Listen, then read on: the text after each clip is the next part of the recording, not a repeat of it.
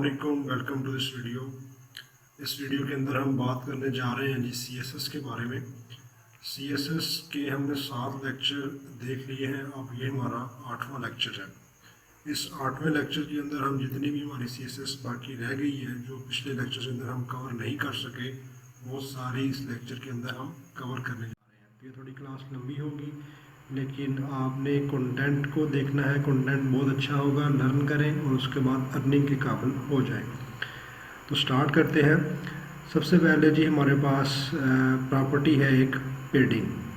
पेडिंग property क्या करती है कि आपके कंटेंट के इर्द गिर्द एक स्पेस को जनरेट कर देती है, जितनी आप डिफ़ाइन करेंगे।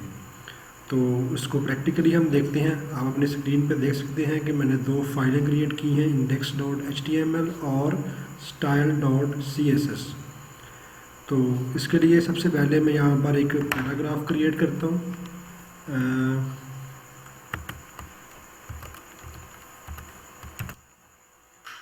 यहाँ पे कुछ कंटेंट लिख लेते हैं।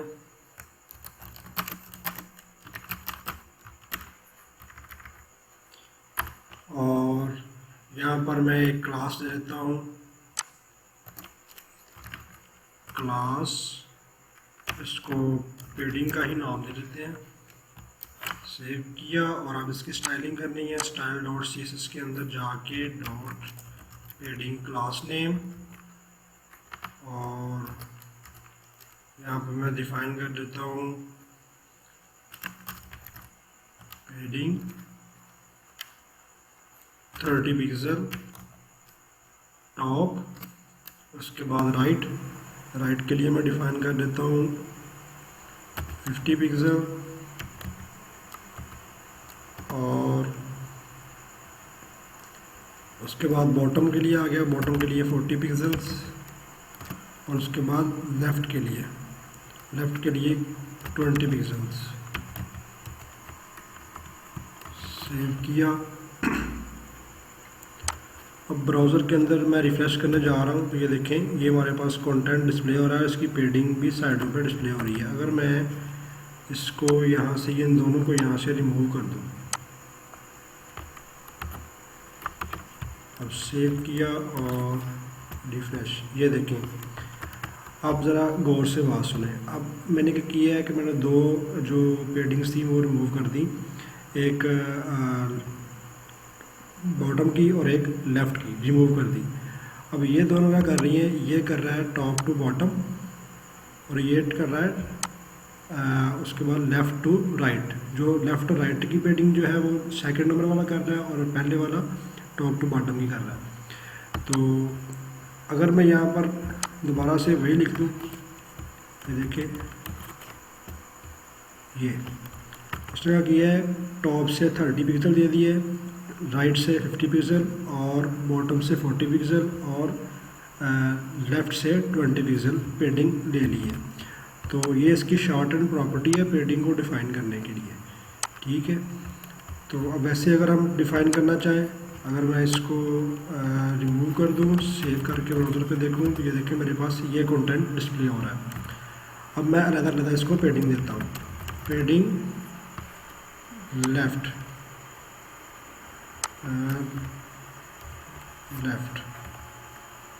दे देता हूँ 70 पिक्सल्स। सेव किया और ब्राउज़र पे जाकर रिफ्रेश करूँ, तो ये देखें लेफ़्ट से उसको 70 पिक्सल पेडिंग मिल गई है। अगर यहाँ पे मैं कर दूँ कॉपी करके यहाँ पर देता हूँ टॉप,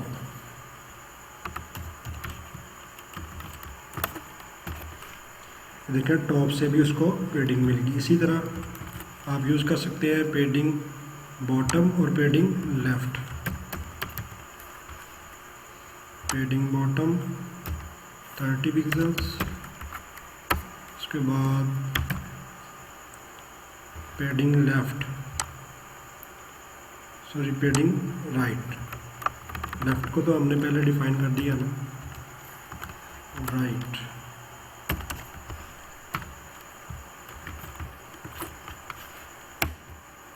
इसके बाद है हमारे पास CSS फॉन्ट्स। फॉन्ट्स क्या होते हैं? बेसिकली फॉन्ट्स कहा जाता है जी कि आपकी जो कंटेंट है उसका स्टाइल क्या होना चाहिए। कंटेंट का अगर लिखा हुआ है तो उसका कौन सा स्टाइल होना चाहिए, उसको कहते हैं फॉन्ट। फॉन्ट बेसिकली फॉन्ट दो तरह के होते हैं CSS के अंदर, एक जेनेरिक फॉन्ट्स और एक फॉन्ट फैमिली। ठीक है, एक जेनेरिक फैमिली है और एक फॉन्ट फैमिली है। जेनेरिक फैमिली क्या होती है? जेनेरिक फैमिली आप कह सकते हैं कि जी सेरिफ, sans सेरिफ और मोनोस्पेस। अब सेरिफ के अंदर अगर आपने कुछ स्पेसिफिक फैमिली जो है वो डिफाइन करनी है फॉन्ट के स्टाइल के लिए, तो टेक्स्ट के स्टाइल के लिए, तो आप क्या करेंगे कि सेरिफ के अंदर दो फॉन्ट फैमिली मौजूद होती हैं, टाइम न्यू रोमन्स और जॉर्जिया। इसके बाद सांस सेरिफ के अंदर दो फैमिली मौजूद होती हैं, फॉन्ट फैमिली एरियल और वर्दाना। मोनोस्पोस के अंदर कोरियन न्यू और ग्लोसिडा कंसोल, ये फॉन्ट फैमिलीज मौजूद हैं। अगर आपने स्पेसिफिक कोई फैमिली डिफाइन करनी है तो आप फॉन्ट फैमिली की प्रॉपर्टी यूज़ करेंगे, और अगर आपने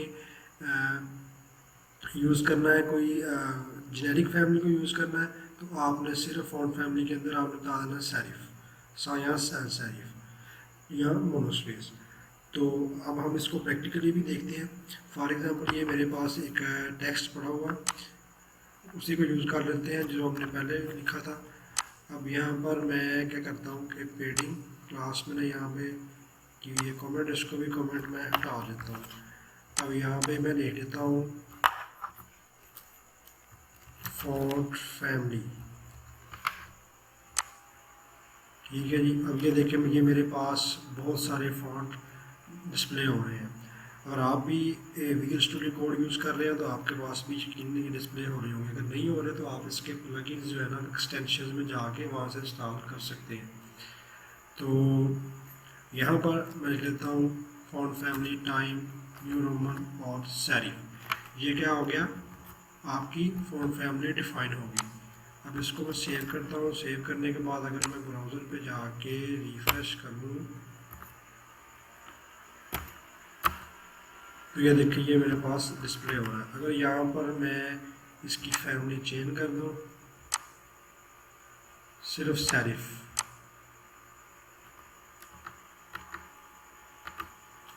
सेव किया, ये अब हम क्या कर रहे हैं? जेनेरिक फैमिली को हम यूज़ कर रहे हैं। अब यहाँ में तो देखिए इसमें कोई फ़र्क नहीं आया, क्योंकि जो जेनेरिक फैमिली के अंदर जो स्पेसिफिक फॉन्ट फैमिली मौजूद है वो वही है, टाइम न्यू रोमन्स और जॉर्जिया। अब अगर हम यहाँ पे यूज़ कर लेते हैं मोनोस्पेस, यूज़ कर लेते हैं मोनोस्पेस, ये भी जेनेरिक फैमिली है। अब इसको देखें, ये देखें मोनोस्पेस स्टाइल के अंदर आपका कंटेंट डिस्प्ले हो गया। इसी तरह आप कोई भी यहाँ पे यूज़ कर सकते हैं।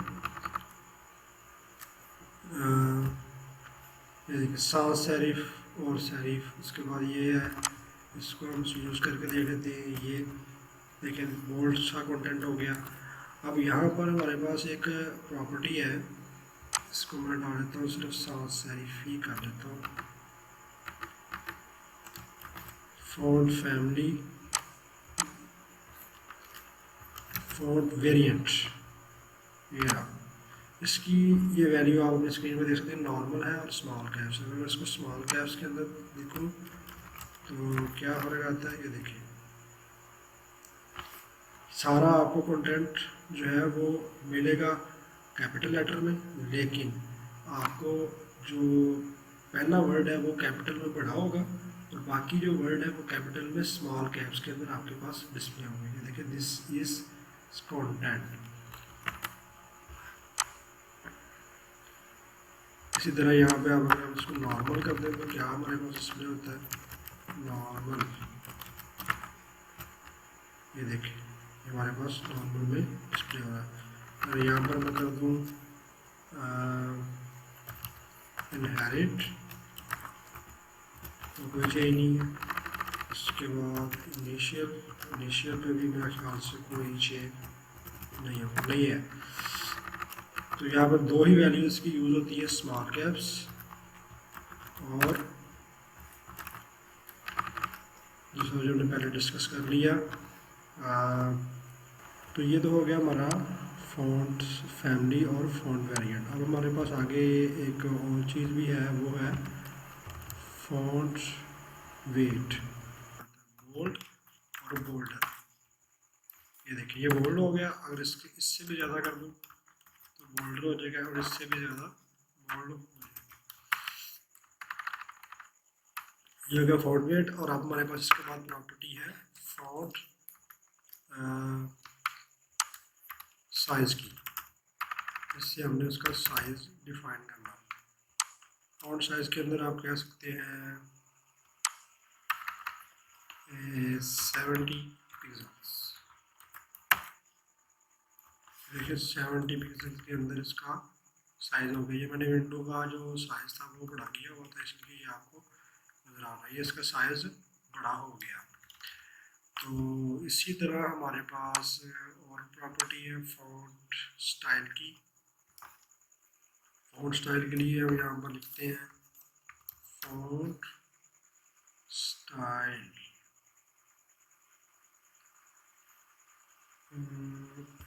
फ़ॉन्ट स्टाइल के अंदर हमारे पास ये चीज़ें इटालिक है। इटालिक कर दूंगा तो इसका कंटेंट इटालिक हो जाएगा। अब चूंकि मैंने इसका साइज़ जो है वो रिमूव कर दिया और फ़ॉन्ट वेट भी मैंने ख़त्म किया हुआ है, तो ये बहुत कुछ ज़्यादा ही कंटेंट छोटा लग रहा है। इसको जूम करके देखेंगे, देखें थोड़ा सा टेढ़ा सा हुआ, यानी कि ये इटालिक इसके ऊपर अप्लाई हो गया। उसके बाद है हमारे पास CSS की प्रॉपर्टीज़, जो कि हम लिस्ट के लिए इस्तेमाल करते हैं, HTML लिस्ट के लिए। तो वो कौन कौन सी हैं वो हम अभी डिस्कस कर लेते हैं। उसके लिए मैंने यहाँ पर एक लिस्ट बनाई है, ऑन ऑर्डर लिस्ट, ताकि हमारा टाइम बच जाए। तो अब हम इसके अंदर मैंने क्लास भी एक डिफ़ाइन की हुई है, क्लास इक्वल टू लिंक। अब मैं क्या करूँगा कि यहाँ पर मैं डिफ़ाइन कर देता हूँ list style type. List style type क्या है, उसके लिए मुझे क्लास चाहिए होगी, लिंक क्लास है हमारी। यहाँ पे आके मैं कर देता हूँ लिस्ट स्टाइल टाइप। अगर मैं यहाँ पर नन कर दूँ तो ये क्या करेगा जी, इसका मैं ज़रा रिफ्रेश करके हम देता हूँ। ये देखिए, ये इसकी बुलेट्स जो है ना ये रिमूव कर देगा। ठीक है, अगर मैं इसको कर दूँ सर्कल, बाय डिफ़ॉल्ट वैसे सर्कल ही होती है लिस्ट स्टाइल टाइप, लेकिन वो नहीं, जो लिस्ट होती है ना बाय डिफ़ॉल्ट सर्कल होते हैं, वो फिल हुए होते हैं, लेकिन ये फिल नहीं है। अब इसके अलावा हमारे पास और भी प्रॉपर्टीज़ हैं, स्क्वायर है, अपर रोमन है और लोअर अल्फ़ा है। वो भी हम यहाँ पर डिफ़ाइन करके देख लेते हैं कि क्या रिजल्ट आता है हमारे पास।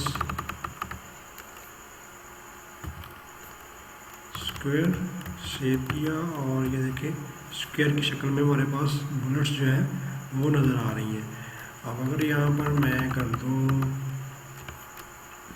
अगर हमारे पास ये हमारे पास अभी है अनऑर्डर लिस्ट, अगर मैं यहाँ पर ऑर्डर लिस्ट कर दूँ, ऑर्डर लिस्ट सेव किया, इसको भी सेव किया और यहाँ पर मैं जाकर रिफ्रेश कर दिया, देखिए मेरे पास एक आ रही है ऑर्डर लिस्ट। अगर यहाँ पर मैं इसकी जो बुलेट्स है, ये जो नंबरिंग शो हो रही है, इसको मैं चेंज करना चाहता हूँ, तो मैं क्या करूँगा कि यहाँ पर आके सिंपली लिस्ट स्टाइल टाइप के अंदर मैं लूँगा अपर अल्फ़ा, सेव किया और ये देखिए ABCD मेरे पास शो हो गई। अगर यहाँ पर मैं कर दूँ रोमन, तो रोमन गिनती के अंदर मेरे पास ये डिस्प्ले हो जाएगी 1 2 3 4। तो इसी तरह आप यूज़ कर सकते हैं लिस्ट स्टाइल टाइप को। इसके बाद हमारे पास है list style image. List style image यानी कि यहाँ पर जो आपके पास अनऑर्डर लिस्ट है उसके अंदर बुलेट्स डिस्प्ले हो रही होती है, उसके जगह पे आपके इमेज डिस्प्ले हो, तो उसके लिए हमें एक इमेज भी चाहिए होगी। तो इमेज को डिफ़ाइन कर लेते हैं यहाँ से गूगल से। सबसे पहले मुझे इसको चेंज करना होगा दोबारा से अनऑर्डर लिस्ट में, तो यहाँ मैं चेंज कर देता हूँ, सेव किया और अब मैं जाके यहाँ पर डिफ़ाइन करता हूँ लिस्ट स्टाइल इमेज प्रॉपर्टी के साथ। यहाँ पर इसको चेंज कर लेते हैं इमेज और इसकी वैल्यू हम देंगे URL इमेज का। तो यहाँ पर सिंपली मैं डिफ़ाइन करता हूँ URL के अंदर जाके इमेजेस फोल्डर है हमारे पास, images स्लैश download1.jpg ये हमारे पास फाइल शो होगी। इसको कोटेशन के अंदर लिखना है। यहाँ से इसको कॉपी किया, यहाँ अब इसको हम सेव करते हैं और ब्राउज़र के अंदर हम जाके अगर इसको रिफ़्रेश करें तो ये देखें, चूँकि इमेज का साइज़ बड़ा है तो इसलिए उसकी जो बुलेट्स हैं वो हमारे पास डिस्प्ले बहुत ही बड़ी हो रही है। इसको ये देखें, ये हमारे पास बुलेट्स डिस्प्ले हो रही हैं लेकिन बहुत बड़ी साइज़ में। क्यों? इमेज का साइज़ बड़ा है। इसलिए जब भी आपने बुलेट्स के लिए कोई इमेज यूज़ करनी है तो आपने .gif स्मॉल साइज़ की यानी कि आइकन टाइप आपने इमेज यूज़ करनी है। तो आप इसको खुद से ट्राई कर सकते हैं। तो यहाँ पर हमारे पास नेक्स्ट प्रॉपर्टी है लिस्ट स्टाइल पोजीशन। अच्छा, इसके लिए इसकी जो दो वैल्यूज़ हैं वो दो हैं, इनसाइड और आउटसाइड। अभी मैं इसको यहाँ पे जाके list style position unordered list है और इसको ज़रा ख़त्म करता हूँ। सेव किया और ब्राउज़र पे जाकर मैं रिफ़्रेश करूँ तो ये मेरे पास डिस्प्ले हो रही है। अब ये देखिए, जो ये बाय डिफ़ॉल्ट है ये आउटसाइड इसकी पोजीशन है। जैसे ही मैं यहाँ पर स्टाइल के अंदर जाके style.css के अंदर जाके इसकी मैं डिफ़ाइन करूँगा ना लिस्ट स्टाइल पोजीशन इनसाइड, ये थोड़ा सा अंदर वाली साइड में मूव कर जाएगा। सेव किया और ब्राउज़र पे जाके मैं रिफ़्रेश करूँ ये देखना ज़रा, ये थोड़ा सा अंदर वाली साइड में यानी कि राइट साइड पे मूव कर गया, यानी कि इन साइड में ये चला गया। बाय डिफ़ॉल्ट इसकी क्या होती है? आउटसाइड। यहाँ पर आउटसाइड कर भी दूँ तो ये आउटसाइड पे चला तो जाएगा, लेकिन ये बाय डिफ़ॉल्ट है। अगर मैं आउटसाइड ना भी यूज़ करूँ तो बाय डिफ़ॉल्ट ये आउटसाइड पे ही होता है। अच्छा, अब उसके बाद हमारे पास एक प्रॉपर्टी है लिस्ट स्टाइल, यानी कि list style short hand property है हमारे पास। इसके अंदर हम इमेज भी डिफ़ाइन कर सकते हैं, उसके बाद स्क्वायर करना है या हमें रोमन में करना है, सर्कल में करना है, ठीक है, या इनसाइड करना है। ये तीनों चीज़ें हम जो है ना एक ही प्रॉपर्टी के अंदर हम डिफ़ाइन कर सकते हैं। तो वो कैसे करेंगे? यहाँ पर मैं कर देता हूँ पोजीशन को आउट और यहाँ मैं करता हूँ, सबसे पहले मैं करता हूँ स्क्वायर, यानी कि मैं कह देता हूँ कि उसकी जो होनी चाहिए सर्कल की शेप होनी चाहिए, बुलेट्स की शेप वो स्क्वायर होनी चाहिए, स्क्वायर आउटसाइड। और उसके बाद मैं इमेज का जो URL है वो यहाँ पे पुट कर दूँगा,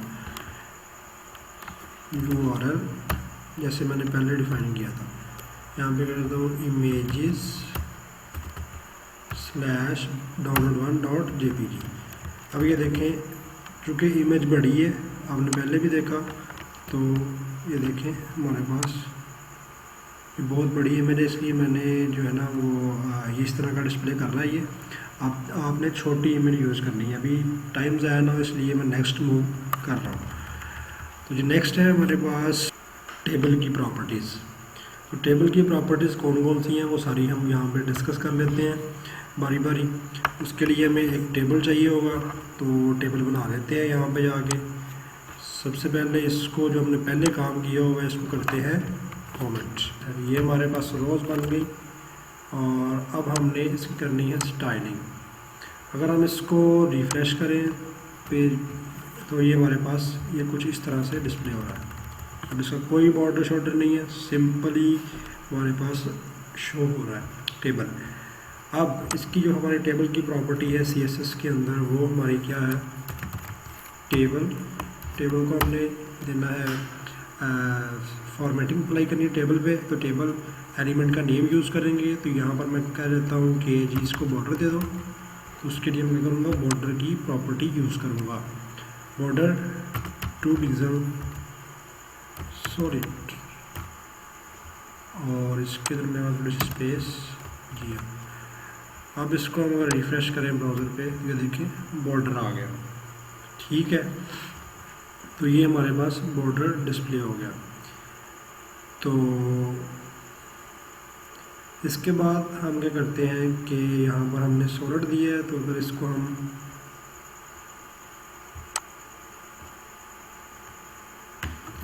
इसका कलर भी यहाँ पर डिफ़ाइन करना चाहें तो डिफ़ाइन कर सकते हैं। अगर ब्लैक की बजाय हम कर दें ग्रीन तो ग्रीन भी हो जाएगा। ये ले, अगर हमने इसकी रोज़ को भी देना है तो हम यहाँ पर वो भी कर देते हैं TR और TDs, उसको भी हम यहाँ पे डिफ़ाइन कर देते हैं।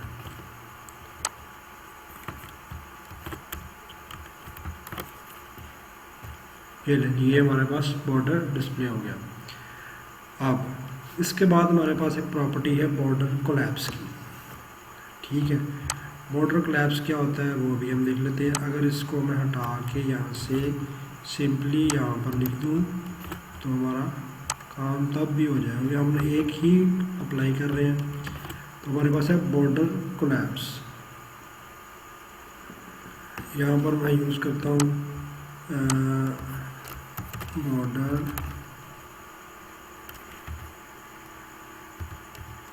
कोलैप्स, ठीक है जी। यहाँ पर मैं यूज़ करूँगा कोलैप्स वैल्यू। अगर मैं इसको रिफ्रेश करूँ तो ये मेरे पास इस तरह का कुछ हमारे पास रिजल्ट आएगा। अगर दूसरी वैल्यू को हम चेक करें सेपरेट, तो कोई चेंज नहीं, कोलैप्स और सेपरेट तकरीबन सेम काम करते हैं। और हमें टेक्स्ट अलाइन की प्रॉपर्टी यूज़ कर सकते हैं। टेक्स्ट अलाइन सेंटर, सेंटर में आ गया। अगर यहाँ पे हम कर दें राइट तो ये राइट में चला जाएगा। टेक्स्ट अलाइन लेफ्ट तो ऑलरेडी है, ठीक है। तो ये थी हमारी प्रॉपर्टी टेक्स्ट अलाइन। उसके बाद वर्टिकल अलाइन एक प्रॉपर्टी है। वर्टिकल अलाइन के लिए हम यूज़ करेंगे बॉटम या टॉप वैल्यू। तो इसको मैं रिमूव करता हूँ फिलहाल। वर्टिकल अलाइन टॉप, सेव किया और रिफ्रेश करूँ तो ये देखें मेरा जो कंटेंट है TD टैग के अंदर वो टॉप के ऊपर मूव कर गया। तो इसी तरह यहाँ मैं कर सकता हूँ बॉटम, ये देखें बॉटम के में मूव कर गया। तो ये थी हमारी प्रॉपर्टी वर्टिकल अलाइन।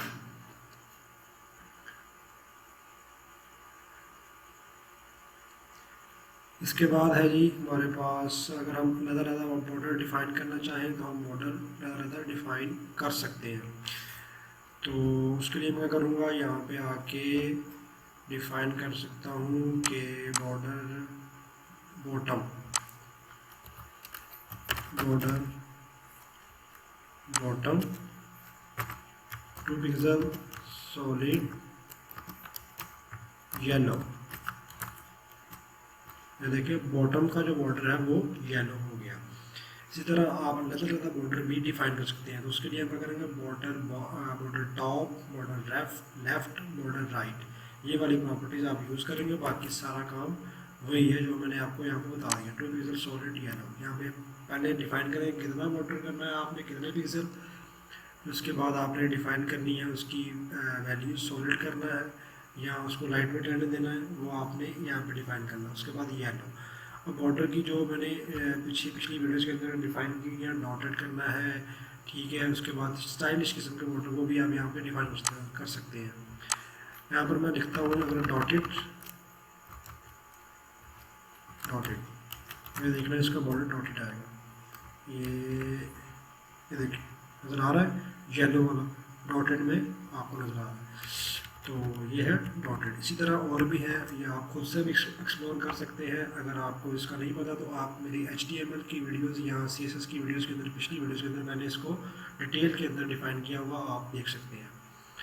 तो नेक्स्ट जो हमारे पास है वो है जी, अगर हमने इसके ऊपर प्रॉपर्टी डिफाइन करनी हो कि होवर, अगर हम किसी रो के ऊपर कर्सर लेके जाते हैं तो उसका कलर चेंज हो जाए, बैकग्राउंड कलर, तो वो कैसे करेंगे। वो सिंपली क्या काम है जी, वो हम करते हैं ओवर प्रॉपर्टी को यूज़ करेंगे। यहाँ पर TR ओवर, बैकग्राउंड कलर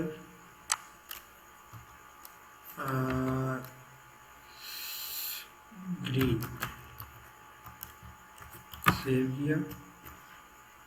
ये देखिए, ये किसी भी रो के ऊपर मैं लेके जा रहा हूँ तो उसका बैकग्राउंड कलर चेंज होता जा रहा है।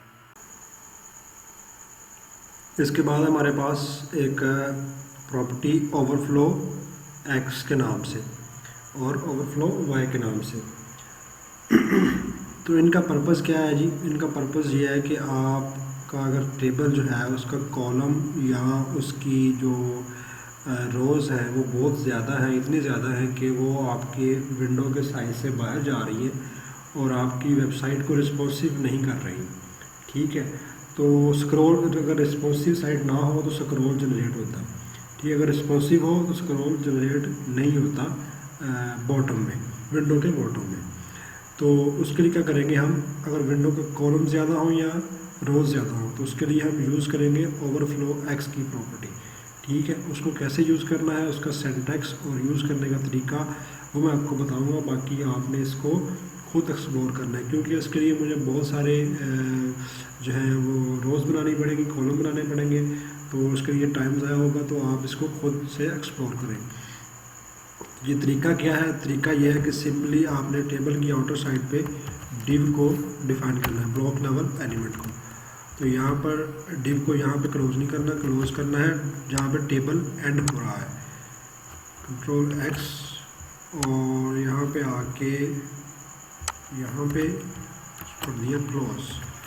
क्लोज होने के बाद यहाँ पे डिव के अंदर, डिव स्टार्टिंग टैग के अंदर आपने क्या करना है, स्टाइल प्रॉपर्टी, और इसकी वैल्यू में दे देना है आपने ओवरफ्लो एक्स। अब ये वैल्यूज़ आ रही हैं, ऑटो है, हिडन है, स्क्रॉल है, विजिबल है, इन सारी के सारी को आपने एक्सप्लोर करना है। ठीक है, और यहाँ पे ऑटो कर दिया तो इसकी ऑटोमेटिकली वो खुद से इसकी जो फॉर्मेटिंग है वो अप्लाई करेगा। और अगर यहाँ पे वाई कर दे तो वाई जो है वो आपके वाई जो वर्टिकली है वो आपके डिफाइन करेगा और एक्स हॉरिजॉन्टली। उसके बाद हमारे पास प्रॉपर्टी है आउटलाइन। आउटलाइन क्या करती है कि जी आपका जो बॉर्डर है, बॉर्डर के इर्द गिर्द एक लाइन क्रिएट कर देती है, लाइन ड्रा कर देती है। ठीक है, इसकी आउटलाइन की मज़ीद भी प्रॉपर्टीज़ हैं, वो सारी हम डिस्कस करेंगे। तो जी उसके लिए हम यहाँ पर एक ब्लॉक क्रिएट करते हैं कुछ कंटेंट का, या कोई पैराग्राफ वगैरह उसमें लिख देते हैं। सबसे पहले मैं टेबल को हाइड कर लूँ। अच्छा, यहाँ पे एक लेते हैं पैराग्राफ, यहाँ डिव ले लेते हैं, डिव एलिमेंट, और इसके अंदर बी, और इसके अंदर कुछ कॉन्ट्रैक्ट, और यहाँ पे इसको कर देते हैं कॉपी करके पेस्ट। ठीक है, ये हमारे पास आ गया पैराग्राफ। और यहाँ पर लेते हैं class div,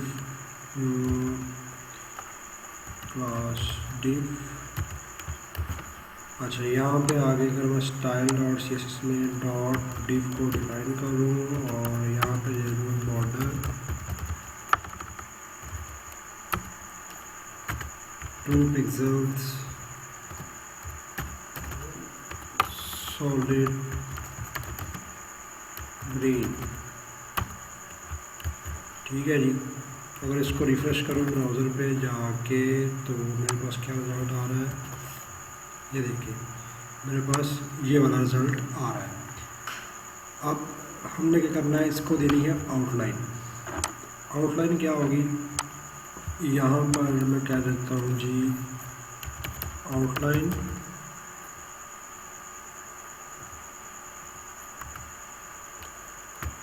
to pixel dotted yellow. अब इसको सेव किया और रिफ्रेश कर देती है। देखिए ज़रा, सबसे पहले आ रहा है बॉर्डर, ठीक है, जो इनर साइड में है, उसके बाद डॉटेड शक्ल में है आउटर साइड पे, वो है हमारा आउटलाइन। तो जो अभी मैंने प्रॉपर्टी यूज़ की है वो आउटलाइन की, वो एक शॉर्ट हैंड प्रॉपर्टी है। तो अब हम बाकी प्रॉपर्टीज़ को भी एक्सप्लोर कर लेते हैं। नेक्स्ट है हमारे पास आउटलाइन स्टाइल है, आउटलाइन विड्थ है। सबसे पहले हम एक्सप्लोर करते हैं आउटलाइन स्टाइल को। अगर यहाँ पे मैं कर दूँ outline style, outline style Grove, ठीक है। अब ग्रोव क्या है, ये इसकी जो है वो वैल्यूज़ है, और भी है, डॉटेड है, डैश्ड है, सॉलिड है, डबल है, ग्रोव है, रिच है, इनसेट, आउटसेट, नॉन हिडन, ये सारी की सारी आप बॉर्डर में भी यूज़ कर सकते हैं। तो ये मैंने पहले वीडियो के अंदर डिफ़ाइन की हुई है, तो आपने इनको खुद से एक्सप्लोर करना है। अच्छा, आउटलाइन स्टाइल ग्रोव हो गया। और अगर आप प्रॉपर्टी यूज़ करते हैं आउटलाइन कलर, कलर का मैं कह देता हूँ जी ये वाला, सेव किया और रिफ्रेश करें तो ये देखिए इसका कलर चेंज हो गया, ठीक है। चूँकि वो कलर थोड़ा सा सेम ही है इसलिए वो डिस्प्ले नहीं हो रहा सही तरह।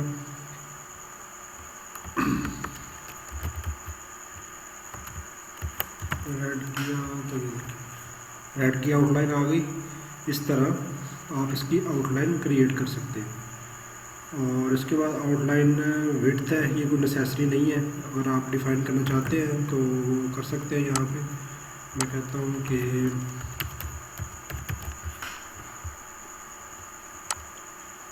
विड्थ 30 पिक्सल्स, ये देखें ये इसकी आउटलाइन क्रिएट होगी। आउटलाइन की विड्थ दी है तो विड्थ उसकी 30 पिक्सल हो गई है। तो उम्मीद करता हूँ आउटलाइन की भी आपको समझ आ गई होगी। इसका प्रैक्टिकल आपने लाजमी करना है, जो भी काम करवा रहा हो प्रैक्टिकल लाजमी करें ताकि आपको अच्छी तरह से समझ आ जाए और आपके कंसेप्ट्स क्लियर हो जाए। तो इसके बाद नेक्स्ट है हमारे पास प्रीशेड्यू एलिमेंट्स और प्रीशेड्यू क्लासेस। तो प्रीशेड्यू एलिमेंट्स और प्रीशेड्यू क्लासेस क्या है?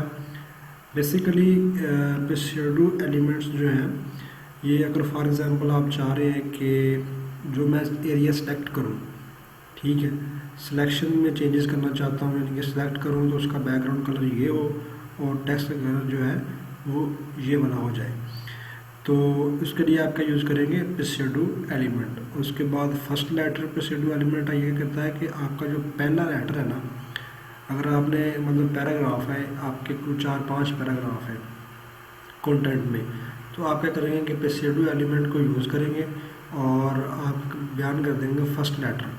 फर्स्ट लेटर जो है वो हर पैराग्राफ का बड़ा हो जाएगा। अब आपको हर पैराग्राफ में जाकर चेंजिंग नहीं करनी पड़ेगी, जस्ट आप पी के साथ, पी एलिमेंट के साथ, पी टैग के साथ CSS के अंदर आप प्रीशेड्यू एलिमेंट को यूज़ करेंगे जो कि फर्स्ट लेटर है। तो वहाँ पे आप डिफ़ाइन कर देंगे इसका कलर ये होना चाहिए, फॉन्ट साइज ये होना चाहिए। तो आपके जो पाँचों के पाँचों पैराग्राफ हैं वो सारे के अंदर वो अप्लाई हो जाएगा। सबसे पहले हम बात करते हैं सिलेक्शन प्रीशेड्यू एलिमेंट की। सिलेक्शन प्रीशेड्यू एलिमेंट्स मैच करता है पोर्शन को एक एलिमेंट के जो कि सिलेक्टेड करता है फ्रॉम यूज़र साइड। तो उसके लिए सबसे पहले यहाँ पर मैं कुछ कंटेंट लेता हूँ दोबारा से, पी पैराग्राफ, और इसके अंदर नॉर्मल ये वाला कंटेंट आ गया हमारे पास।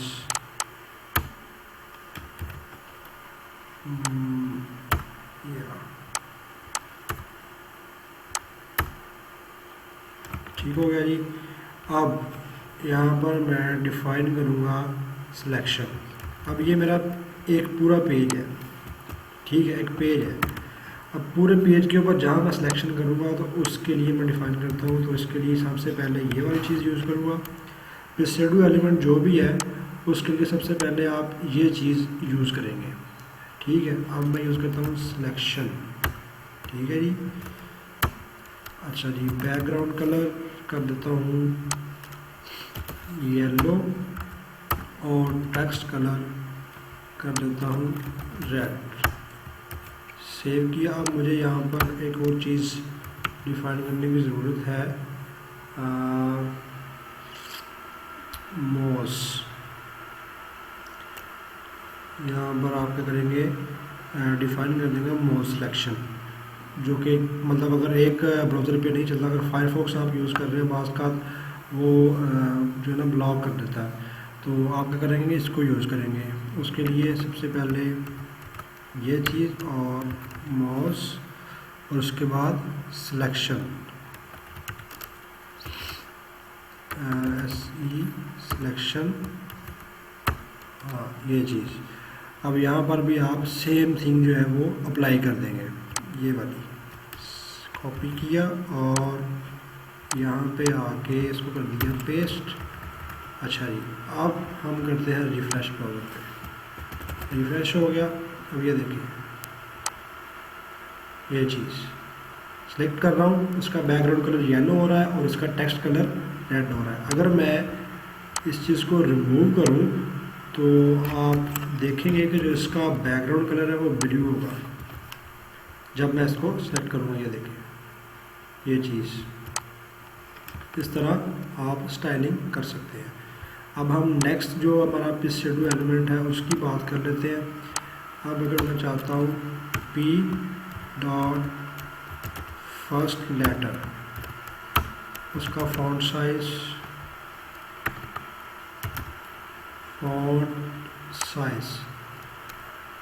40 पिक्सल्स और कलर ग्रीन, ठीक है जी। अब इसको रिफ़्रेश करूँ, ये देखें मेरे पास जो फर्स्ट लेटर है पैराग्राफ का वो उसका फॉन्ट साइज़ भी बड़ा हो गया और उसका कलर भी चेंज हो गया।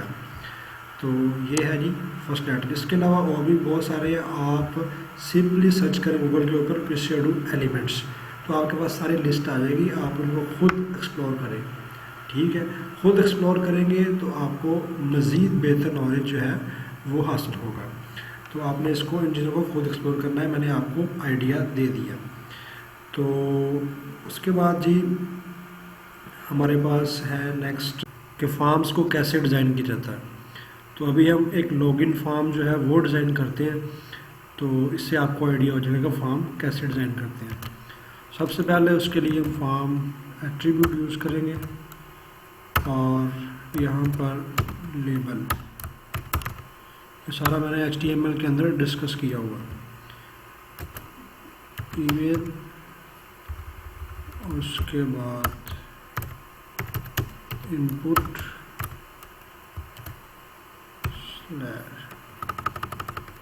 Input type is equal to email.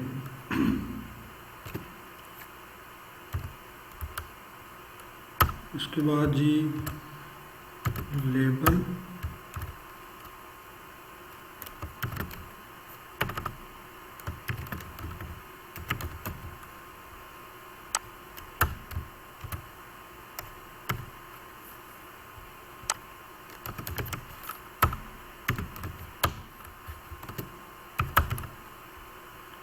अच्छा इसी को कॉपी कर लेते हैं।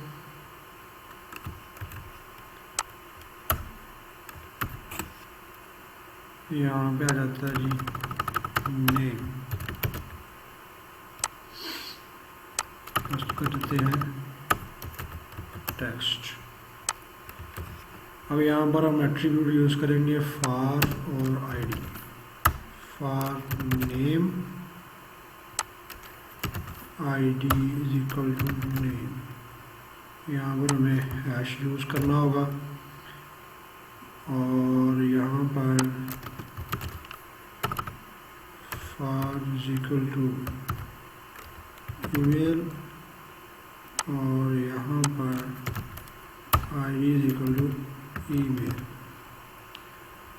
उसके बाद जी यहाँ पर for is equal to password और यहाँ पर ID is equal to password, यहाँ पर भी हैश और यहाँ पर भी हैश। अच्छा अब उसकी ज़रा हम व्यू देख लें कि हमारे पास व्यू कैसा आ रहा है।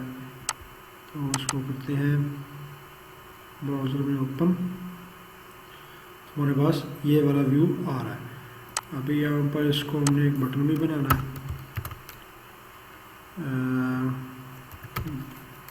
बटन, और इसमें लिख देते हैं सबमिट।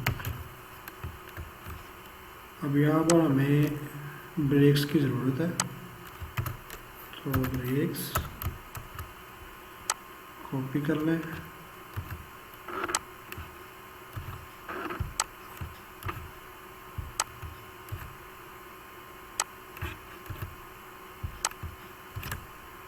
ठीक हो गया। सेव करें और रिफ्रेश करें तो ये हमारे पास आ गया फॉर्म। और यहाँ पर एक और देते हैं, ये फॉर्म आ गया जी। अब हमने इस फॉर्म को डिज़ाइन करना। अब सिंपली सबसे पहले यहाँ पर हम लेते हैं एक क्लास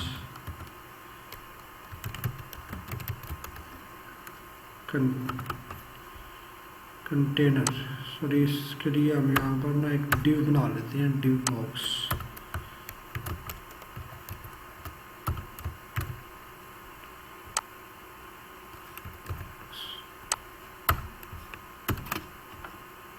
यहाँ पर क्लास लेते हैं, सेव, और यहाँ पे आ दीजिए डॉट कंटेनर।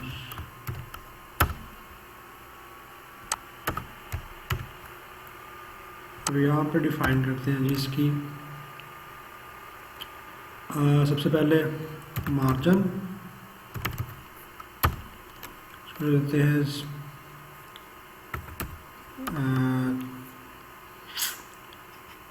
50 पिक्सल्स, फिर 50 पिक्सल्स, 50 पिक्सल्स और 50 पिक्सल्स। ये आ गया। अब ज़रा हम इसको बैकग्राउंड कलर देते हैं, sorry outline colour, outline colour green. अच्छा जी, बॉर्डर भी देना पड़ेगा हमें, आउटलाइन,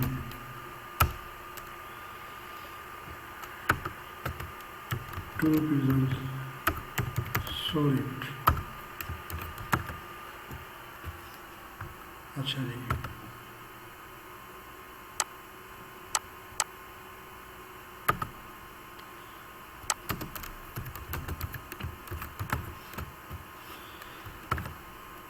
जी तो ये बन गया हमारे पास कंटेनर।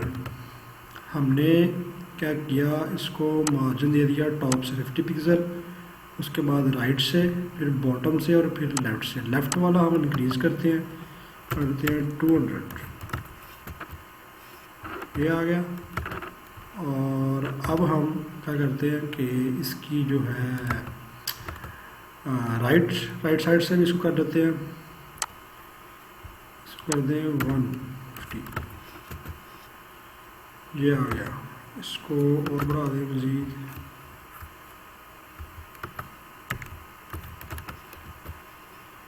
अब ये दरमियान में आ गया। अब जी हमने क्या करना है कि हमने अपने फॉर्म को यूज़ करना है। फॉर्म के अंदर हम क्लास यूज़ करते हैं, यहाँ पे class is equal to form, यहाँ पे आए डॉट फॉर्म। अच्छा जी, अब फॉर्म का हमने देनी है पेडिंग, पेडिंग 10 पिक्सल्स, 10 पिक्सल्स, 10 पिक्सल्स और 10 पिक्सल्स। ये देखिए ये पेडिंग आ गई। अब थोड़ी सी हमने इसको क्या करना है, राइट से और पेडिंग देनी है, लेफ़्ट साइड से, टॉप, राइट, बॉटम और लेफ़्ट। इसको दे देते हैं हम 30, 50 जी, सेंटर में आ गया। अब हमने देना है फील्ड को, तो फील्ड पे आ जाए जी। फील्ड्स हमारी कौन कौन सी हैं, इनपुट। अब यहाँ पे हमें क्लास डिफाइन करनी पड़ेगी, क्लास इनपुट और इसको कॉपी करके बाकी के अंदर हम पेस्ट कर देते हैं। अच्छा जी, यहाँ पे आ जाए और यहाँ पे आ जाए, सेव किया और यहाँ पे हम क्या करते हैं, डॉट इनपुट। अब यहाँ पर हम करते हैं कि इसकी जो आउटलाइन है उसको हम कर देते हैं नन,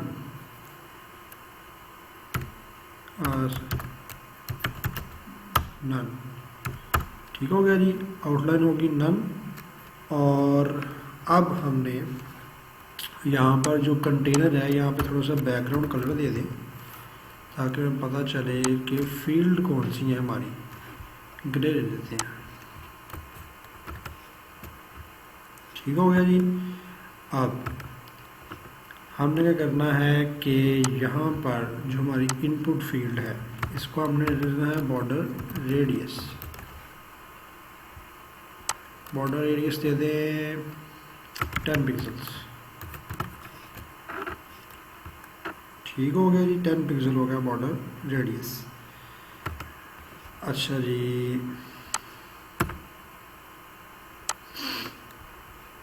ये कम कर लें थोड़ा सा, इसका जो कलर है ना, कलर थोड़ा सा चेंज करें।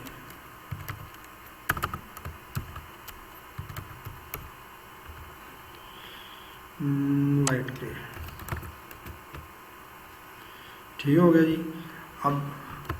अब हमने करना है कि इसके ऊपर जैसे ही हम क्लिक करें तो हमारे पास जो है वो एक आउटलाइन कलर रोनमा हो। उसके लिए हम क्या करते हैं कि यहाँ पर दे देते हैं डॉट इनपुट होवर आउटलाइन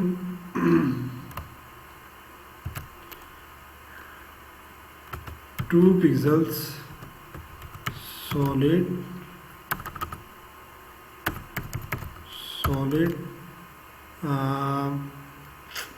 कौन सी दें पर्पल। ठीक है। अच्छा जी, ये देखें जैसे हम इसके ऊपर कर्सर लेके आ रहे हैं इसको ऊपर आउटलाइन आ रही है। अगर हम इसका ये वाला जो बॉर्डर रेडियस है इसको हम कर दें तो ये देखें कितना प्रीटी मच जो है ना वो हमें लुक दे रहा है। सही है। अब अगर इसकी थोड़ी सी हम और बेहतरी के लिए 1 पिक्सल कर दें तो ये हमारे लिए और बेहतर हो जाएगा। ये देखें और यहाँ पे आप टाइप करें। अच्छा, अब हम क्या करते हैं कि हम अब बटन की थोड़ी सी स्टाइलिंग कर लेते हैं। ये एक सिंपल सा फॉर्म और बड़ा प्रिटी लुक जो है ना वो हमारे पास डिस्प्ले हो गया।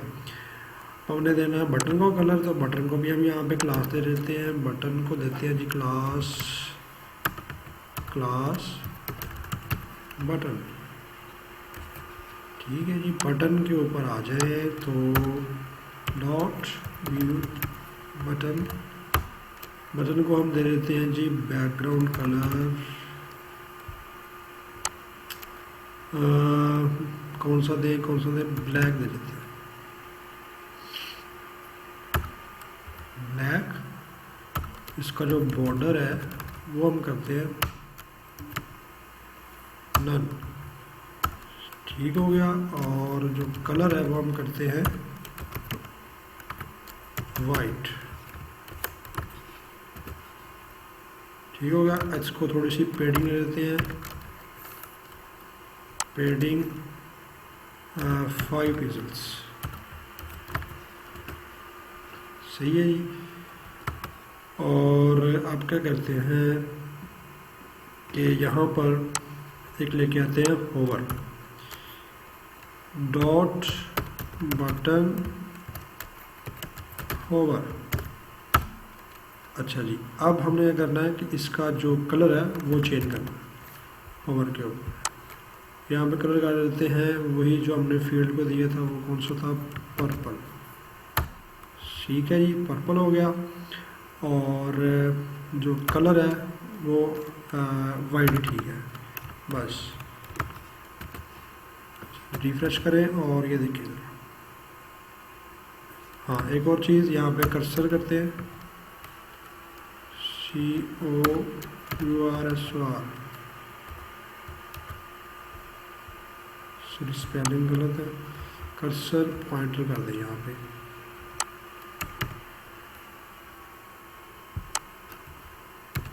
सेव करें,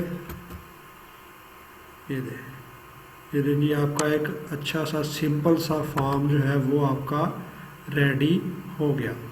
तो इस तरह आप प्रिटी लुक फॉर्म जनरेट कर सकते हैं। अच्छा, तो इसके बाद हम नेक्स्ट जो है वो मूव करते हैं। नेक्स्ट हमारे पास जी प्रॉपर्टी है, सॉरी जो हम नेक्स्ट हमने काम करना है वो है कि नेविगेशन ड्रॉप डाउन मेन्यूज आप कैसे क्रिएट कर सकते हैं। वो उसी तरह जैसे ये देखिए हमारे पास होवर के ऊपर होवर कर रहे हैं बटन के ऊपर, तो जैसे ही हम बटन के ऊपर अपना पॉइंटर लेके जाएं तो एक हमें ड्रॉप डाउन मेन्यू डिस्प्ले हो जाए। तो अब हम वो क्रिएट करते हैं। थोड़ी सी कोड में चेंजिंग करके देख लेते हैं। यहाँ पर अगर हम करते हैं पोजीशन रिलेटिव और डिस्प्ले कर दें हम यहाँ पे ब्लॉक। अच्छा, अब थोड़ी सी हम इसकी जो पे मार्जिन है वो भी बढ़ा लेते हैं, 250 कर लें।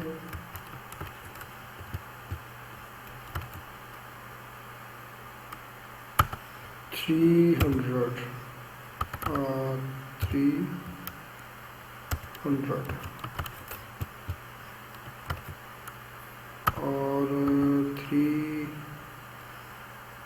360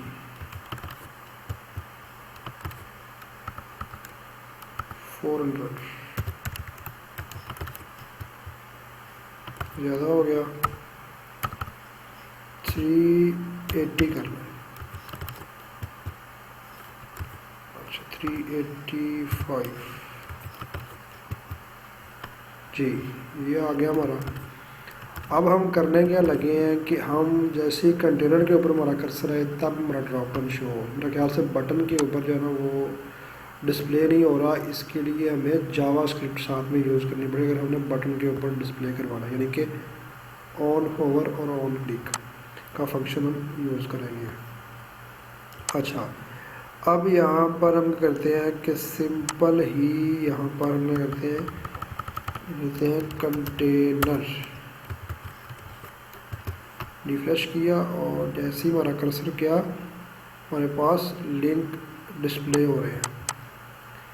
ठीक है जी। अब अगर हमने लिंक्स की भी फॉर्मेटिंग करनी है तो a.hover बैकग्राउंड कलर ग्रीन और कलर वाइट,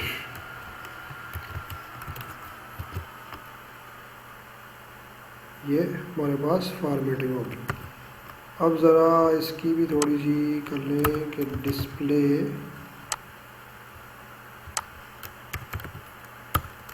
ब्लॉक और पेडिंग 10 पिक्सल्स। ये जी हमारा बन गया ड्रॉप डाउन। ठीक है, आपने वेबसाइट्स के ऊपर देखा होगा कि जैसे ही हम उसके मेन्यू में जाते हैं तो हमारे पास ड्रॉप डाउन शो हो रही होती है। तो इस तरह आप ड्रॉप डाउन बना सकते हैं। तो सिंपल जो नेविगेशन मेन्यू है वो हमने कैसे बनाना है अब हम वो देख लेते हैं। तो मैं क्या करता हूँ कि इसको ज़रा हम कर लेते हैं हाइड कमेंट, ये सेव किया और अब हम आ रहे हैं जी अपने नेविगेशन मेन्यू की तरफ। अच्छा, इसको भी कमेंट कर लें और इसी को हम यूज़ कर लेते हैं।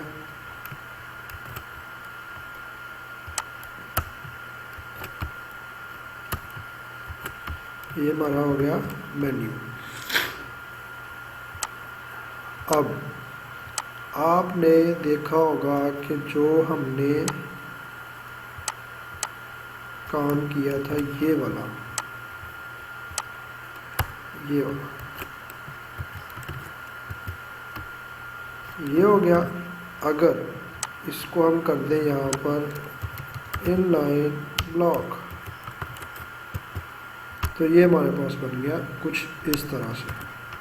अच्छा, अब हम कंटेनर पे आ जाते हैं। कंटेनर पे ये देखिए ज़रा, कंटेनर को हम करते हैं अब height style dot C S S में, और विजिबल करें ज़रा इसको। अच्छा, इसको यहाँ से डिलीट करते हैं, कॉपी, और नीचे आकर लेते हैं पेस्ट।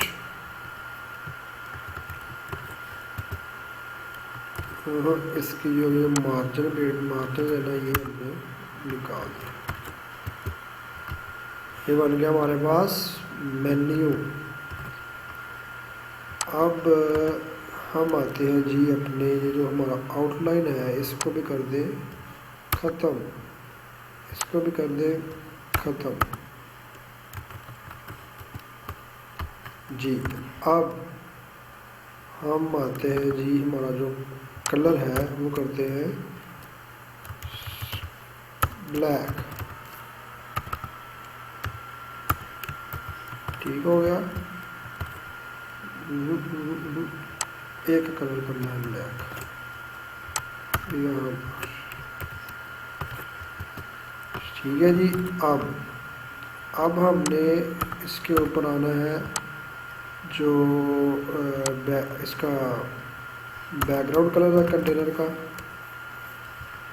वो देना है हमने ग्रीन दे देते हैं। ग्रीन हो गया। अब हम जी इसको कलर वाइट करना पड़ेगा यार। अच्छा जी, वाइट हो गया। थोड़ी सी जो है ना, इसको हम पेडिंग देते हैं, हम पेडिंग 10 पिक्सल्स। ठीक है जी। अब हम आते हैं अपने ए की तरफ। तो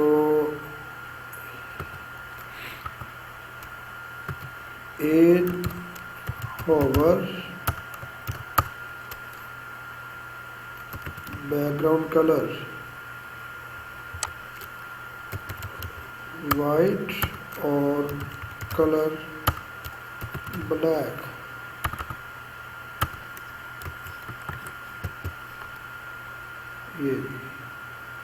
ये बन गया आपका मेन्यू। थोड़ा सा इसको और डेकोरेटिव करने के लिए हम कर लेते हैं इसकी पेडिंग के अंदर 10 पिक्सल्स। हाँ जी, 10 पिक्सल्स। ये ठीक है जी। इसी को अगर हम यहाँ पर भी डिफाइन कर दे तो और अच्छा हो जाएगा। ये आपका बन गया टॉप नेविगेशन मेन्यू। ये भी देख लिया और ड्रॉप डाउन भी आपने देख लिया। अब हम इसके बाद नेक्स्ट मूव करते हैं। तो उसके बाद हमारे पास है जी शैडो। तो शैडो बेसिकली दो तरह का होता है, एक टेक्स्ट शैडो, एक बॉक्स शैडो। ये कोड मैंने कमेंट कर दिया है वीडियो को पॉज करके। तो इसके बाद हम देते हैं एक पैराग्राफ,